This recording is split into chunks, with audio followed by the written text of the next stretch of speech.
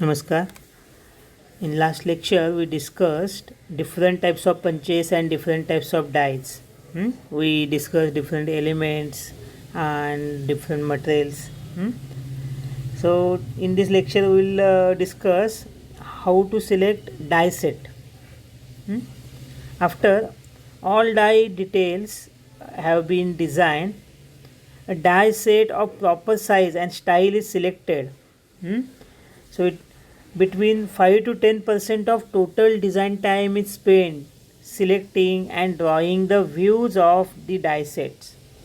So this allowance may be increased considerably if the designer does not thoroughly understand the principle underlying die set selection and representation. Die set selection is very important. If the particular engineer or designer if he has knowledge thoroughly, then he can save time. Otherwise, more time is required, more time is spent on selection and drawing the views of die sets, and the selection and representation, the time required is more.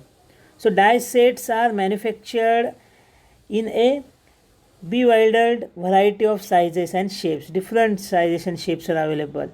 Okay, so in this particular chapter, in this section, we will see the various styles, as well as indicator proper methods of selecting the dies and placing the dies.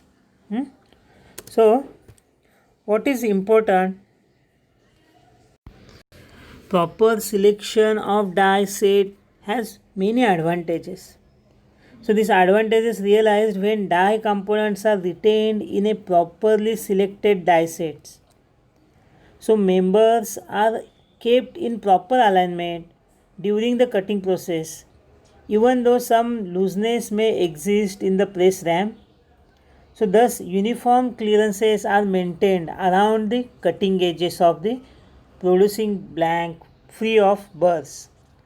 So if the die set is properly selected, die life is increased. So dies can be installed in press in a minimum amount of time because they are self-contained units. The storage is facilitated. There is no possibility of loss or loose parts. So properly designed dies can be sharpened without removal of cutting members. So the standard die set range from 3 by 3 inch, that is 76 by 76 mm, or 45 by 60 inch. Okay, so uh, that is 1143 to 1524 mm. So die holder and punch holder thickness range from 1 to 3 and half inch. So there are standard die sets are there. So principle of selecting die, we must know the principle of selecting die. So what are different factors we have to consider? So there are 10 elements of die set information must be decided before die set can be ordered or die set can be selected. First is make or manufacturer. So make or manufacturer is very important. Then type of die set, then size of die set. So material of die set, material, it depends upon material which you are going to stamp or press. Then thickness of die holder, thickness of punch holder, type and length of bushing, lengths of guide posts, shank diameter, grade of precision. So these are 10 elements of die set information must be decided before die set can be ordered. So in selecting a die set from different manufacturer, first consider the dimensions from front to post and from side to side. So this is the die set area or usable space to which die details can be fastened. So next in importance is the thickness of die holder and of the punch holder. So you consider this thickness you consider the area, then accordingly you select the proper die set. So with the help of this proper die set, so material is also important. So materials used in die set, so there are three choices. So selecting the material from which the die set is to be made will be depend upon strength requirement. So there are three types of material you can use for dies. One is semi steel, second is all steel, and third type is combination. It is a combination of semi steel and all steel, in which the punch holder is semi steel and die holder is all steel. A semi steel, in manufacturing catalog or manufacturer, the material of the die set is listed as either semi steel or steel. So semi steel contains only about 7% of steel in its composition and is considered to be cast iron. So semi steel die sets are cast to shape and then machined. Some manufacturers may cast punch holders and die holders of mehanite, which may considered high grade cast iron. So this is what semi steel. The steel which consists 7% carbon, 7% steel in its content. Okay, then it is a nothing but high grade cast iron. Then second is steel die sets. When a large hole is to be machined through die set for blank removal, it is considered good practice to specify the steel die holder. So this prevents fracture of die holder if it is placed. So steel dies are used in such case, and in combination, so both semi steel and steel dies are used. Then die set components. Die set components. So small and medium sized die sets made of both cast iron and steel. Although different manufacturers may incorporate straight variations, the die set components are punch holder, guide bushings, guide post, and die holder. When the die set is assembled, the lower end of the guide post are pressed securely to the die holder. In figure you can see A is a punch holder, B is a guide bushing, C is a guide post, and D is a die holder. So it is a punch holder. The upper working member of the die set is called punch holder. The name is easy to remember because of its relationship with the punches, which are normally applied above the strip and fastened to the underside of punch holder. Surfaces of A are finished. So these are finished. They are employed by the die maker for squaring and locating punch components of the die. So surface B are also finished. These are also finished. The upper one bears against the underside of the press ram. So punch components are fastened to the lower finished surface. So this is about punch holder. So punch holder shank is also important. Punch holder with shank. So punch shank, some punch holders have the punch shank projection above the punch holder. So it aligns the center of die with the center line of the press. So next is establishing the die set center is very important. So 10 design steps are necessary for selecting and applying the views of die sets for specific die design. So now consider some sequence carefully because it provides proper working method. So we'll see so different steps. So first determine the diameter of punch chunk. Punch chunk data is usually found in a company standard book or manufacturer's catalog.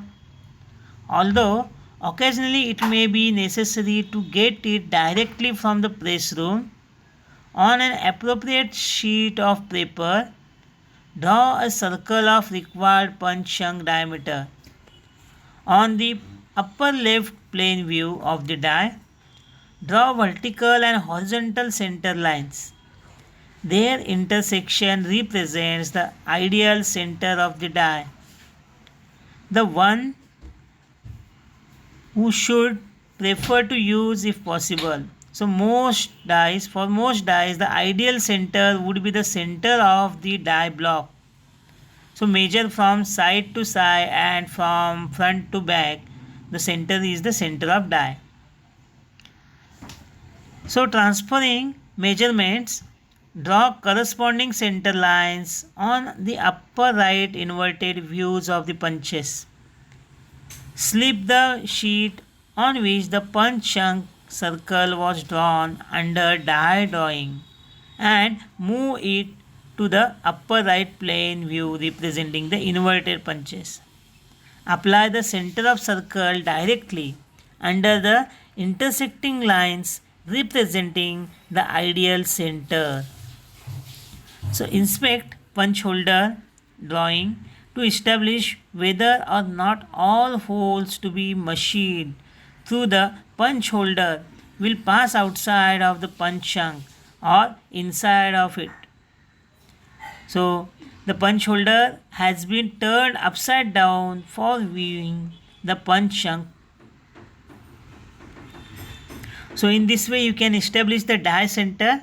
So this is a drawing. Already we discussed this thing in machine drawing. So you must have the thorough knowledge of machine drawing and these dimensions. So what is important? The center is important. Center of die is very important. Center of die is very important.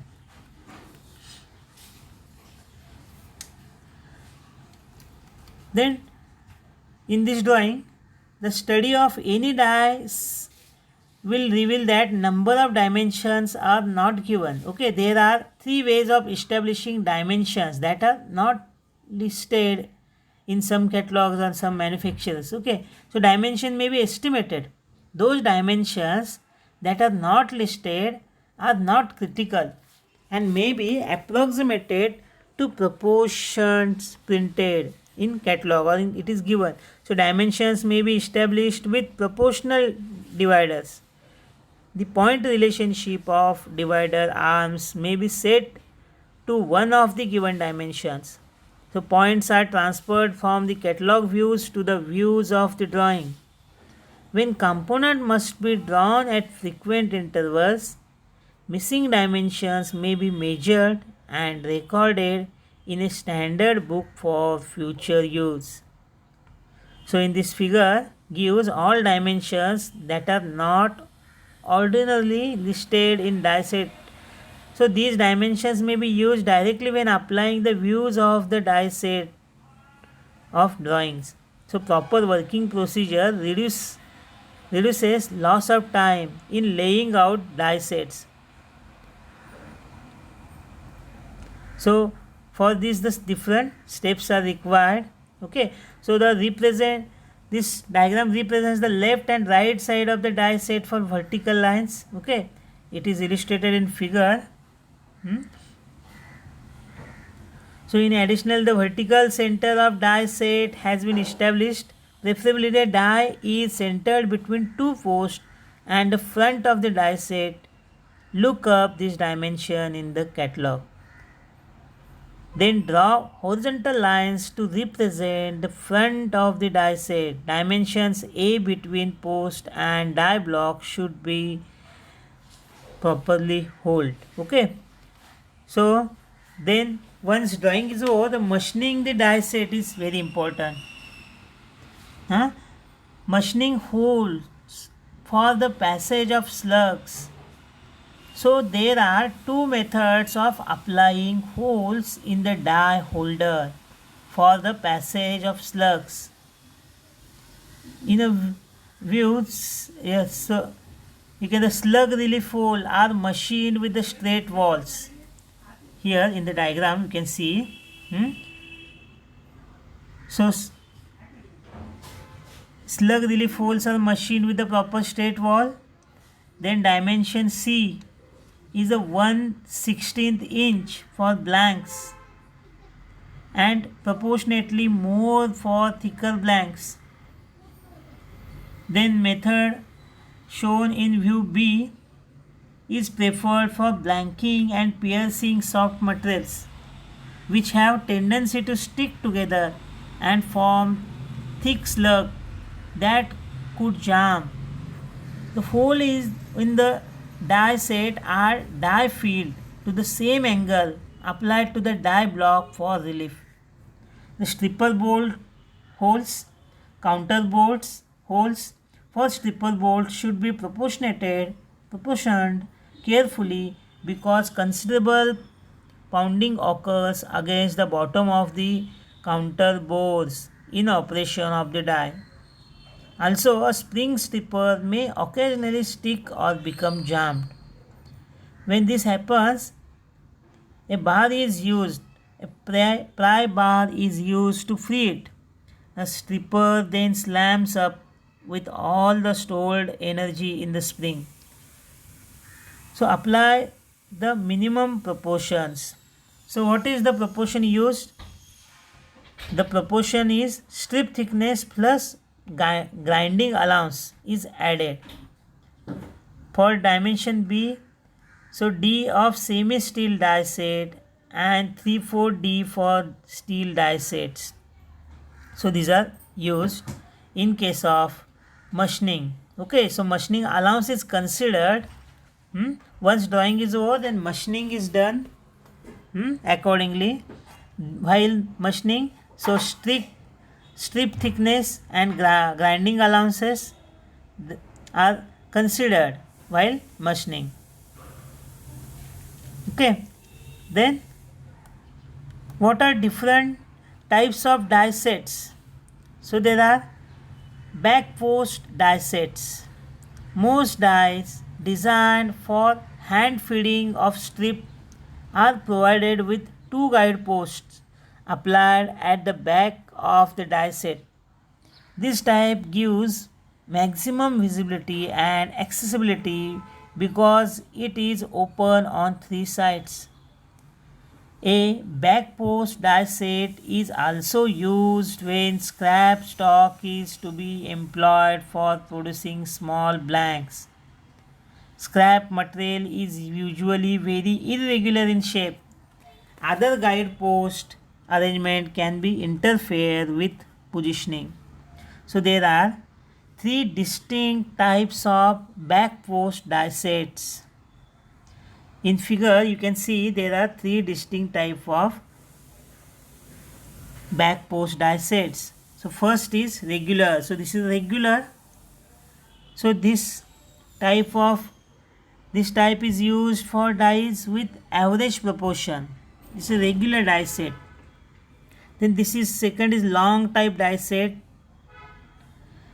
So this type is used for dies that are long and narrow. And this third is reverse. So this type is used for dies that are relatively longer in measurement from front to back than their measurement from side to side. So three types of back post sets are regular, long and reverse. So back post die sets are made in 5 different styles and shapes. The styles and shapes is most common. It is used for small, medium size, ranging from 3 inch by 3 inch, then about by 16 by 18 inches in both semi-steel and steels. Then large semi-steel die sets ranging from 21.5 to 6 inch by 25 by 14 inches. So have sides wider than the distance over post. So you can see in the figure there are different types of die sets. The large range of die sets. So what is important? So quick die change. So after studying the die design, it will be helpful to have understand the construction and operation of presses. So these dies are fixed on presses or machines in which the dies are operated. So in this section we will learn about not only newer or modern machines presses but also about some of the older types that are still operating in many factories today. So stamping presses are machines with the space to contain the means to perform dedicated metal forming tooling with the force, speed and precision necessary to produce the desired part shapes.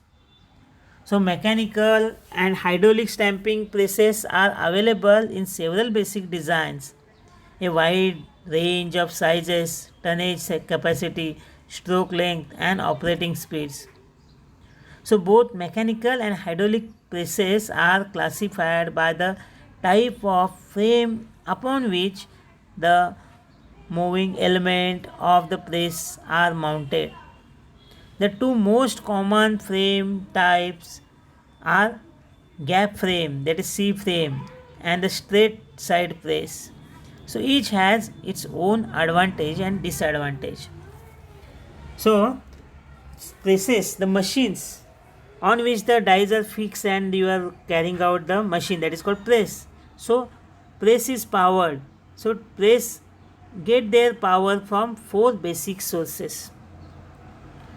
So basic sources are, one is manual. So these presses are hand operated or foot operated. Then mechanical source. These presses are motor driven and may have flywheel, single reduction gear or multiple reduction gears. Then hydraulic drives. So these presses may be oil operated or water operated. And the last type is pneumatic type of press. So these presses are operated on compressed air. In here you can see the manual, mechanical, hydraulic and pneumatic type of presses. Okay. So detail about the presses we'll discuss in next session. Okay. Thank you very much.